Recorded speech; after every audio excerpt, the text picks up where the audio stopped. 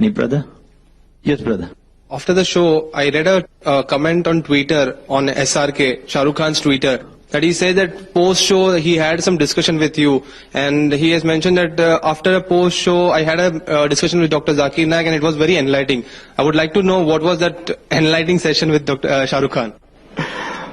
Yes, after the show was over, I did chat with Shahrukh for about half an hour, and it was a very good experience.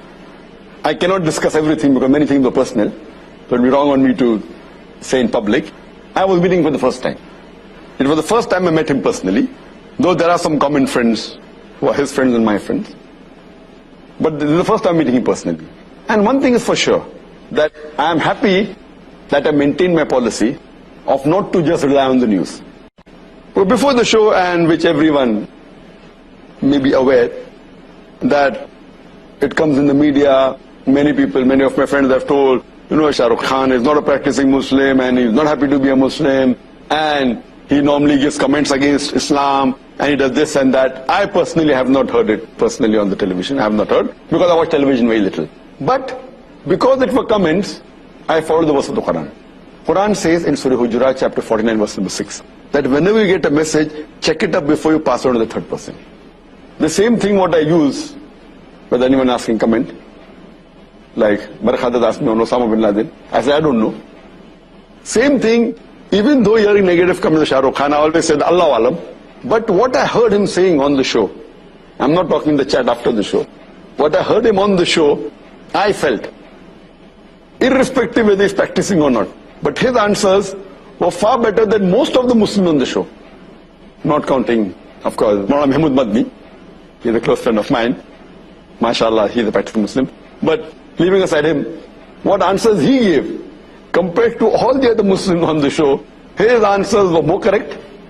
And he rightly agreed, saying that, that though he does film acting and singing and dancing, he says it is haram. That was good of him.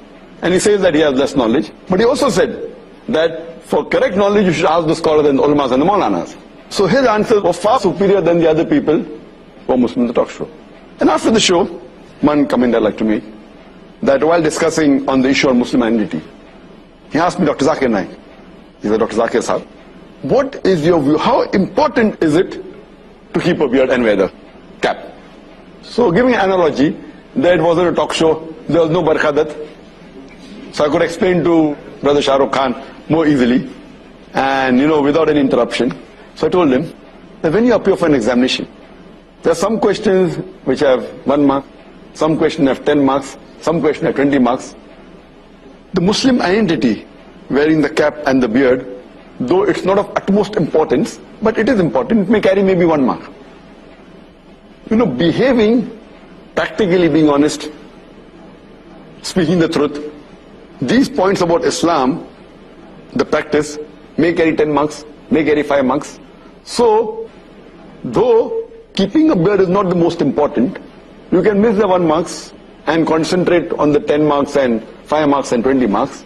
But if someone wants to score distinction, he will try and even get this 1 mark.